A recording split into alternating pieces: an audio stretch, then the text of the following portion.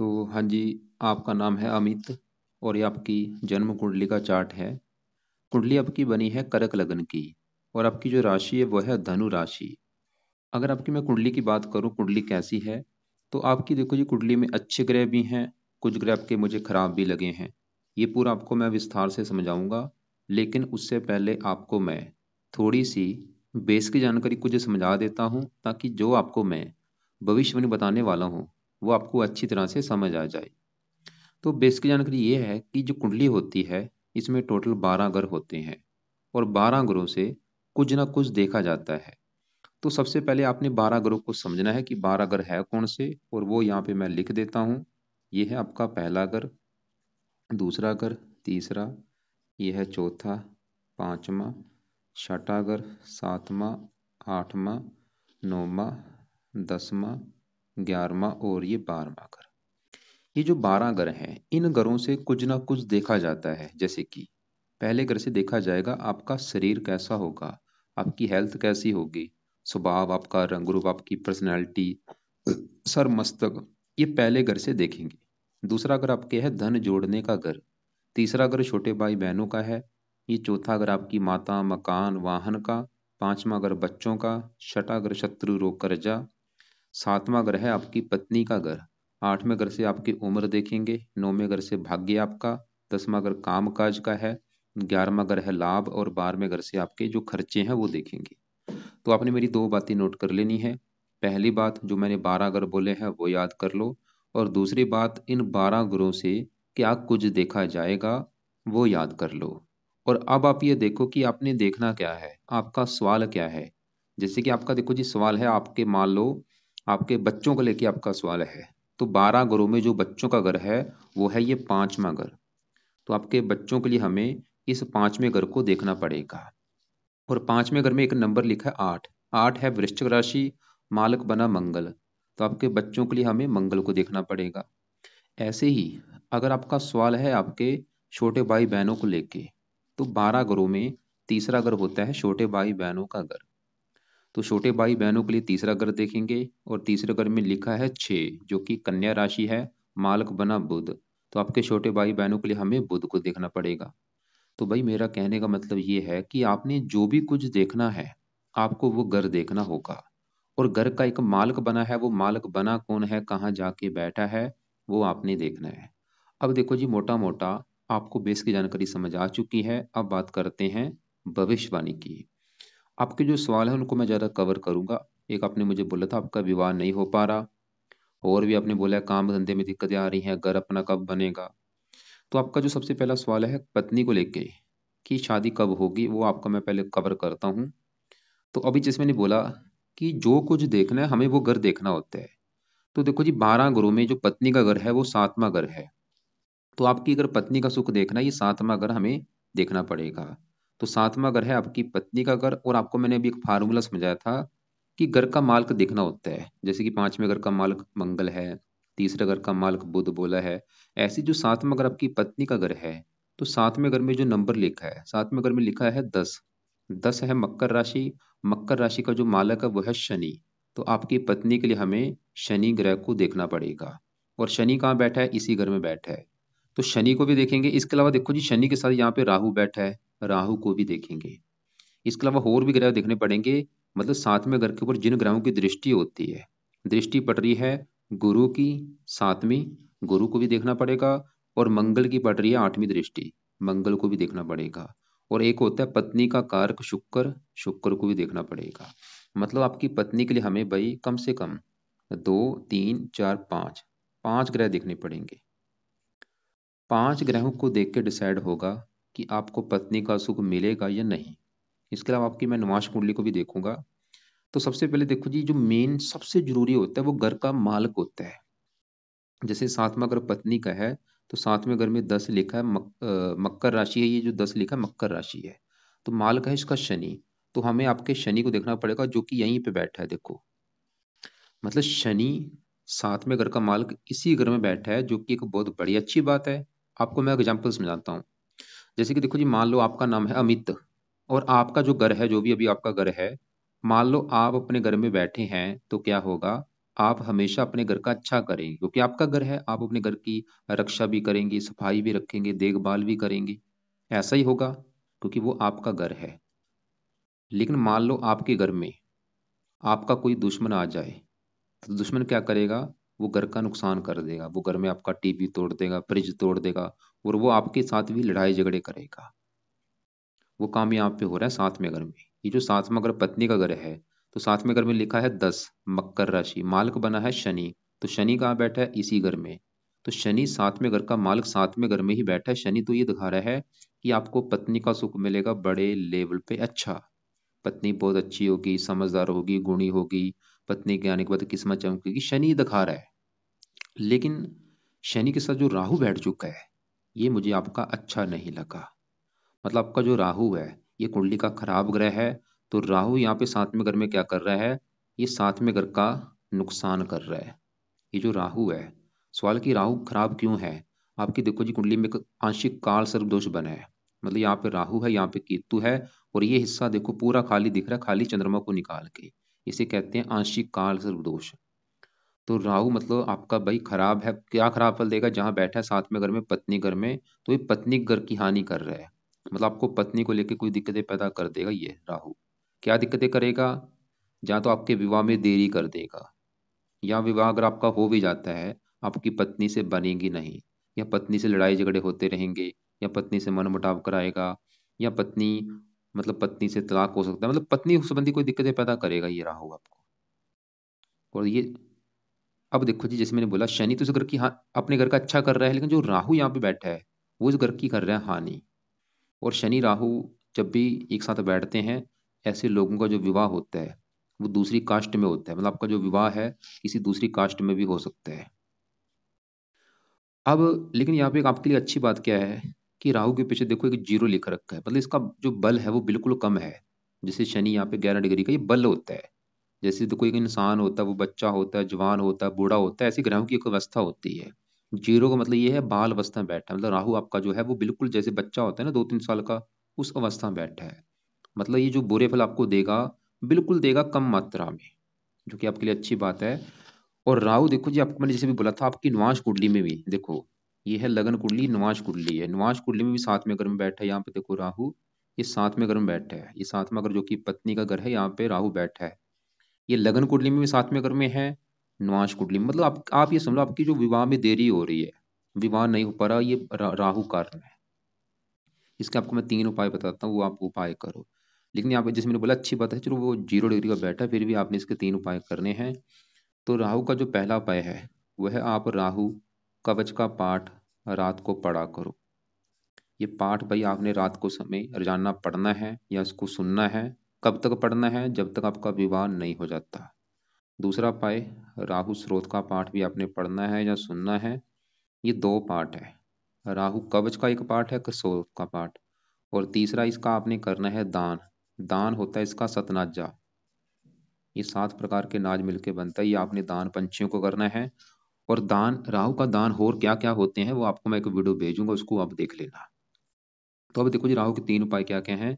एक तो रात के समय राहु कवच का पाठ, इसको पढ़ लिया करो, नहीं पढ़ना आता जो सुन लिया करो। और राहु स्रोत का पाठ हो गया। और राहु का दान, दान कब करना है? अगर रोजाना कर सकते हो रोजाना करो, या हफ्ते में 3-4 दिन कर दिया करो। और करते रहो ये दान अभी जब तक विवाह नहीं हो जाता। और इसके अलावा राहु के और भी जो दान है वो आपको मैं वीडियो भेज दूंगा, उसको आप एक बार जरूर देख लेना। अब देखो जी, मैंने आपको बोला था पत्नी के लिए 5 ग्रह देखने पड़ेंगे। हमने शनि को देखा, शनि जो कि अपने घर में बैठा है वो तो अच्छा कर रहा है पत्नी का, भाई पत्नी का सुख अच्छा है, पत्नी अच्छी होगी। लेकिन राहु यहाँ पे गड़बड़ कर रहा है। राहु ये गड़बड़ कर रहा है कि विवाह में या तो देरी होगी या पत्नी करा भी जाती है। मतलब आपका विवाह मान लो हो भी जाता है तो आपकी पत्नी से बनेगी नहीं, लड़ाई झगड़े होंगे, या आपकी पत्नी हो सकता है दूसरी कास्ट की हो। तो इसलिए राहु के मैंने आपको उपाय बता दी ताकि आपको ऐसी कोई दिक्कत ना आए। अब देखो जी, आगे बढ़ते हैं, हम बात करते हैं यहाँ पे आपके इस मंगल ग्रह की। और आपका जो मंगल है, जैसे आपकी जो कुंडली है, देखो जी आपका जो मंगल है ये मुझे बड़े लेवल पे खराब लगता है। मतलब मंगल का सही होना बहुत जरूरी है। मंगल आपको 100 में से 80-90% खराब फल देगा। क्यों खराब फल देगा, क्या कारण है? मंगल देखो जी जहां बैठा है वो 12वां घर है, जो कि कुंडली का अच्छा घर नहीं होता। मंगल आपका 2 कारणों से खराब है। एक तो वो 12वें घर में, जो कि सबसे बड़ा कारण है। ऊपर से बैठा भी बुध के घर में है, जो कि शत्रु राशि है। 12वें घर से देखो जी, हम देखते हैं खर्चा, हानि देखते हैं, दान दंड देखते हैं, हॉस्पिटल के खर्चे, पागल खाना, विदेश यात्रा, जेल यात्रा, हत्या, आत्महत्या, ऐसी जो खराब चीजें इस 12वें घर से देखते हैं। तो मंगल क्यों खराब है? तो 12वें घर में एक है बुध की राशि में। अब सवाल कि मंगल आपको क्या खराब फल देगा। मंगल की इस कुंडली में अपने है दो घर, उन दो घरों को लेके आपको दिक्कतें पैदा कर देगा। एक तो मंगल इस कुंडली में इस 5वें घर का मालक है, और 5वां घर भाई आपकी बच्चों का घर है। आपके जो बच्चे होंगे 5वें घर से देखेंगे। 5वां घर आपकी पढ़ाई का भी है कि आप पढ़े लिखे कितने होंगे 5वें घर से। और 5वें घर में क्या लिखा है? 8, जो कि है वृश्चिक राशि, मालक है मंगल। तो बच्चों के लिए मंगल को देखा जाएगा, पढ़ाई के लिए मंगल को, और वो आपका 12वें घर में बैठा है, खराब घर में। तो संतानहीन योग बना है, जिसकी वजह से मंगल ये दिखा रहा है कि आपको बच्चों को लेकर कोई दिक्कतें परेशानियां लाइफ में आएंगी। जो आपके बच्चे होंगे उसको लेकर कोई दिक्कतें आएंगी। क्या दिक्कतें आएंगी मुझे कन्फर्म नहीं, लेकिन कोई ना कोई आ सकती हैं। जैसे कि हो सकता है आपके भाई कन्या ज्यादा पैदा हो जाए, पुत्र कम हो, या पुत्र हो ही ना, या आपकी संतान बीमार हो, या संतान से आपका मनमुटाव हो, या संतान जीवन में ज्यादा आगे ना बढ़ पाए, या संतान देरी से हो। मतलब कोई ना कोई दिक्कत आ सकती है। इसके अलावा मंगल आपका कुंडली में 5वां, अगर मैंने पढ़ाई का भी बोला, ये पढ़ाई में भी दिक्कतें पैदा करेगा आपकी। और मंगल आपकी कुंडली किस घर का भी मालक है? 10वें घर का। और 10वां घर देखो जी आपके है काम काज का घर। ये 10वें घर से चार चीजें देखी जाएंगी। 10वां घर एक तो आपके है काम काज का घर। इसके अलावा 10वां घर आपके पिता का भी है, और 10वां घर सरकार का भी है, और मान प्रतिष्ठा का। और 10वें घर में कौन सा नंबर है? 1, जो कि है मेष राशि। मालक कौन बना? मंगल। और मंगल आपका क्योंकि खराब है, तो मंगल की वजह से आपके काम काज में भी दिक्कतें आएंगी। मंगल ये दिखा रहा है कि आपके काम काज में भी दिक्कतें आएंगी, पिता संबंधी भी कोई ना कोई दिक्कतें आएंगी। पिता संबंधी दिक्कतें क्या आएंगी? या तो पिता से मनमुटाव होगा, या पिता बीमार होगा, सरकारी कामों में दिक्कतें आएंगी, मान प्रतिष्ठा में कमी। तो मंगल 5वें घर का मालक है, 10वें घर का। और इसके अलावा मंगल आपका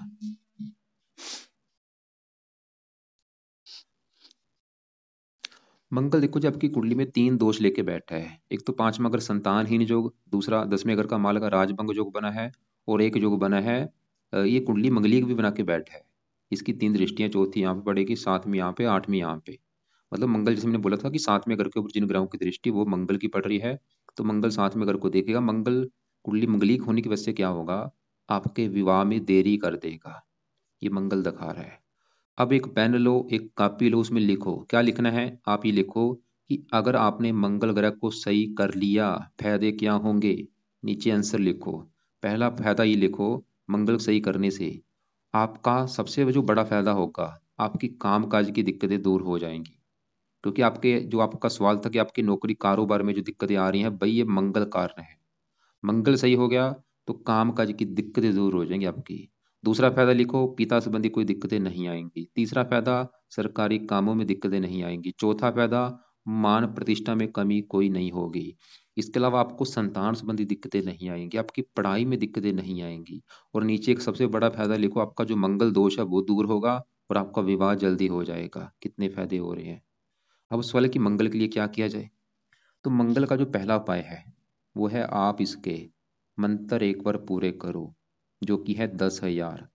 10,000 मंत्र पूरे करने पर ये मंत्र सिद्ध हो जाता है, लेकिन मैं बोलूंगा 4 गुना ज्यादा करो, क्योंकि ज्यादा खराब है। तो 40,000 मंत्र एक बार आपने करने हैं पूरे, संकल्प लेके। कब संकल्प लेना है? अभी जो मंगलवार आएगा, सुबह के टाइम संकल्प लेना। अभी जो मैं आपको उपाय बता रहा हूँ भाई, ये कुछ उपाय है रात के समय, कुछ है सुबह के टाइम। ये जो राहु के उपाय बोले हैं रात के समय है। मंगल का जो भी उपाय बोला है ये सुबह के टाइम करना है, मंगलवार से संकल्प लेके स्टार्ट करना। मंगलवार सुबह के टाइम आपने ये बोलना है कि हे मंगल देवता जी, मेरा नाम अमित है, मेरी जात ये है, गोत्र ये है। आप मेरी कुंडली के हैं 10वें घर के मालक, जो कि है काम काज का घर। और मेरी सबसे बड़ी दिक्कत अभी काम काज को लेके आ रही है, और दूसरी दिक्कत आ रही है मेरे विवाह को लेके, क्योंकि आपकी वजह से आप कुंडली में मंगल दोष भी लेके बैठे हैं। और भी आपके जो बुरे फल है वो मैं चाहता हूँ वो मुझे ना मिले, मुझे बल्कि आप अच्छे फल दो। इसलिए आपके जो मंत्रों की संख्या है वो मैं पूरी करने जा रहा हूँ। तो इस प्रकार आप संकल्प लेके ये मंत्र एक बार पूरे कर लो। और कितने दिन में करने हैं? चाहे महीना लग जाए, 2 लग जाए, 3 लग जाए, सही ढंग से ईमानदारी से ये मंत्र एक बार पूरे करो। और मंत्र है ओम अंग अंगारकाय नमः। और जब आप मंत्र पूरे कर लेंगे फिर क्या करना? छोड़ देना, फिर आपने मंत्र नहीं करने। फिर आपने मंगल का जो दूसरा उपाय है वो करना है, जो कि है मंगल कवच का पाठ। और ये है पाठ, 2 मिनट का पाठ है। इस पाठ को पढ़ना है या इसकी ऑडियो लगा के सुनना है, और ये पाठ आपने भाई लाइफ टाइम पढ़ना है। तीसरा पाए, आपने मंगल स्रोत का पाठ पढ़ना है। ये भी सुबह का टाइम, दोनों पाठ है, कवच और स्रोत दोनों पाठ सुबह के टाइम पढ़ने हैं या इनको सुनना है। चौथा पाए, मंगलवार को मंगल का दान किया करो, लाल रंग का दान। पांचवा पाए, मंगल के देवता हैं हनुमान जी, तो आप हनुमान जी की कोई पूजा उपासना करो, हनुमान जी के मंदिर जाया करो, हनुमान चालीसा पढ़ सकते हो, मतलब हनुमान जी का कोई ना कोई पाठ किया करो। इसके 3-4 फायदे होंगे आपको। एक तो पहला फायदा कि आपका जो मंगल है, इसके जो देवता है वो है हनुमान जी, मतलब हनुमान जी का पाठ से मंगल भी अच्छा होगा, एक तो फायदा ये हो गया। दूसरा फायदा, आपके वैसे भी जो कुंडली में इष्ट देव हैं वो हनुमान जी हैं, एक फायदा ये हो गया। एक आपका राहु के लिए अच्छा होता है, वो शनि के लिए अच्छा होता है, कई फायदे हैं, इसलिए हनुमान जी का पाठ पूजा किया करो।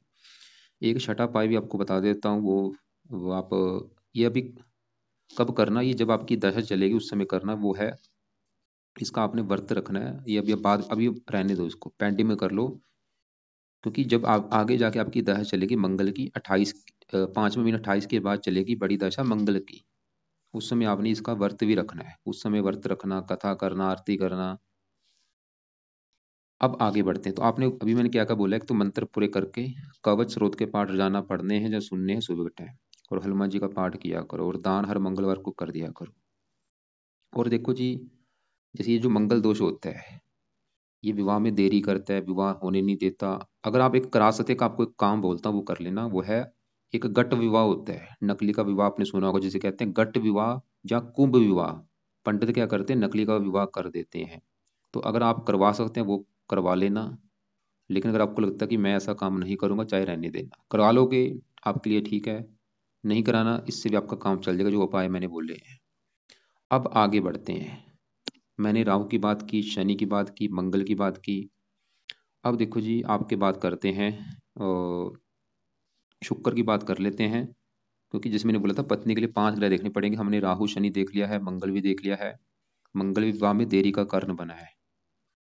शुक्र की मैं बात करूं, वो बैठा है 10वें घर में, शुक्र आपकी कुंडली में इस घर का मालक है, चौथे घर का, और ये 11वें घर का मालक है, दो अच्छे घरों का मालक है। चौथा घर है आपकी माता का घर, मकान का घर, वाहन, भूमि, जमीन, जायदाद, नौकर चाकर, इस चौथे घर से देखेंगे। और चौथे घर में 7 है तुला राशि, मालक बना शुक्र। तो चौथे घर का मालक है शुक्र, मतलब चौथे घर की जो चीजें हैं, जो कि है माता, मकान, वाहन, उसके लिए शुक्र को देखना पड़ेगा। और शुक्र 11वें घर का भी मालक है, जहाँ पे 2 लिखा है। 2 है वृष राशि, मालक शुक्र। 11वां घर है लाभ, इच्छा पूर्ति, आमदन। सवाल है कि शुक्र कैसा है। शुक्र देखो जी, एक तो आपका बैठा है ये मंगल घर में, मंगल इसका है शत्रु, शत्रु राशि में बैठा है, वैसे भी इस कुंडली में मार्केश है, 28 डिग्री का है, मतलब शुक्र भी आपका थोड़े से बुरे फल आपको देगा, हल्के से। जैसे कि ये चौथा घर माता का है, माता संबंधी दिक्कतें, मकान का है, मकान को लेकर दिक्कतें, वाहन को लेकर दिक्कतें, भूमि जमीन जायदाद इन संबंधी दिक्कतें परेशानियां। 11वें घर का मालक है, इच्छाएं पूरी नहीं होने देता, लाभ में कमी। मतलब अगर शुक्र का आप उपाय करेंगे, मकान का भी सुख मिलेगा, वाहन का सुख मिलेगा, लाभ मिलेगा, इच्छाएं पूरी होंगी। तो शुक्र का एक ही काम आपको बताऊंगा, वो है आप रात के समय शुक्र का मंत्र जाप कम से कम 1-2 माला किया करो, जो कि है ओम शुम शुक्राय नमः। 1 माला चाहे 2 माला चाहे 3 माला, आपकी मर्जी है, वो करो। और सवाल की शुक्र पत्नी के लिए अच्छा है या बुरा है, वैसे मैंने बोला था पत्नी के लिए शुक्र को भी देखना पड़ेगा, वो फिलहाल अच्छा है। अब आगे बढ़ते हैं, आपके यहाँ पे गुरु केतु की मैं बात करता हूँ, क्योंकि गुरु भी साथ में घर को देख रहा है। गुरु देखो जी, आपको 100 में से 90% तो देगा अच्छे फल, थोड़े से खराब फल भी देगा, मतलब 10% खाली खराब फल देगा, 90% अच्छे फल देगा।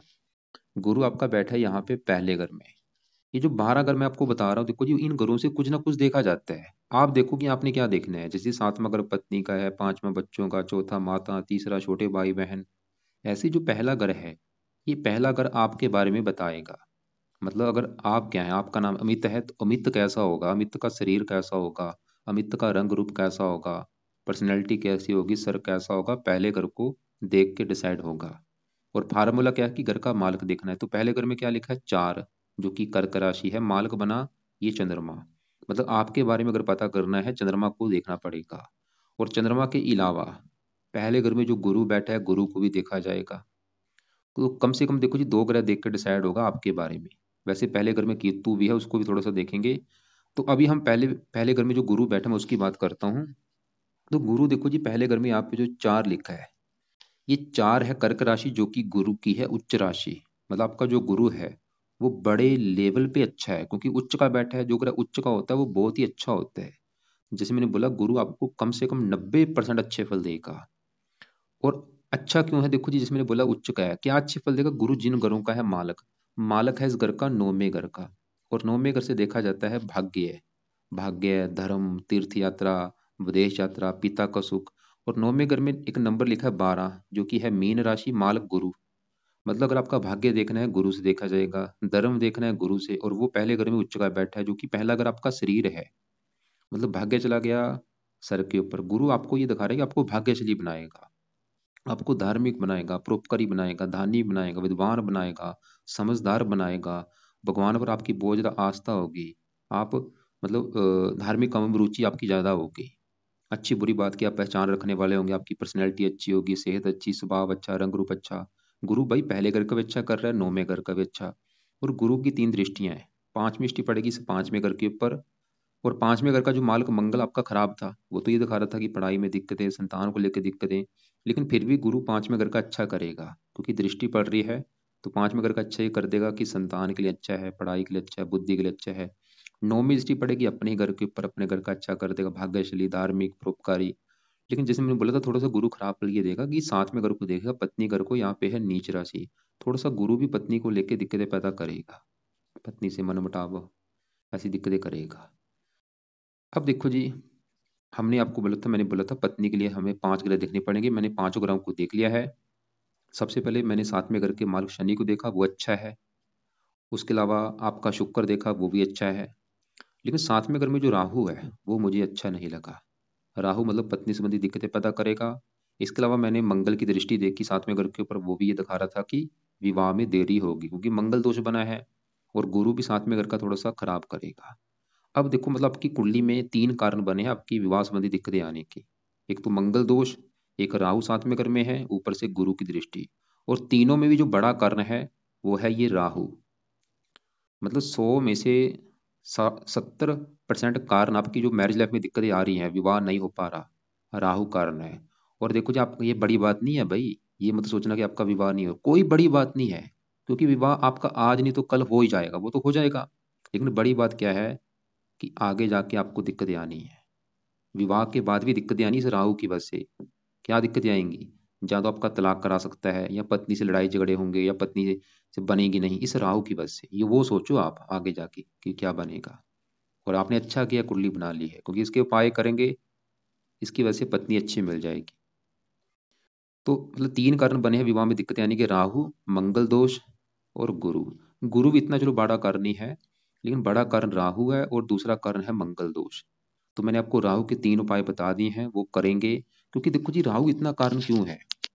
क्योंकि ये लगन कुंडली में भी 7वें घर में बैठा है, और नुआश में भी देखो 7वें घर में बैठा है। और राहु एक पापी ग्रह होता है। लेकिन यहाँ पे अच्छी बात है, चलो 0 डिग्री का है, 3 उपाय आपने करने ही करने हैं। अब देखो, आगे बढ़ते हैं। आपके यहाँ पे जो चंद्रमा की मैं बात करता हूँ, ये भी आपका मुझे अच्छा नहीं लगा, जिसकी बड़ी दशा चल रही है। ये 18 से चली हुई है दशा, और 28 में खत्म होगी। चंद्रमा आपका भाई 6ठे घर में बैठा है, और ये पहले घर का मालक है। जैसे ये मैंने बोला था, गुरु आपके पहले घर का कर रहा है अच्छा, वो तो ये दिखा रहा है कि आपकी पर्सनैलिटी अच्छी होगी, सेहत अच्छी, स्वभाव अच्छा। लेकिन पहले घर में जो 4 लिखा है कर्क राशि, मालक चंद्रमा, वो अच्छा नहीं है, क्योंकि वो 6ठे घर में चला गया। 6ठा घर किसका है? शत्रु, रोग, कर्जा। मतलब शरीर चला गया रोग के घर में। मतलब चंद्रमा ये दिखा रहा है कि आपको हेल्थ खराब कर देगा आपकी ये। और ये लग्नेश भी है, लगन दोष भी बना है, लाइफ में स्ट्रगल भी कराता है, मेहनत का फल नहीं मिलता।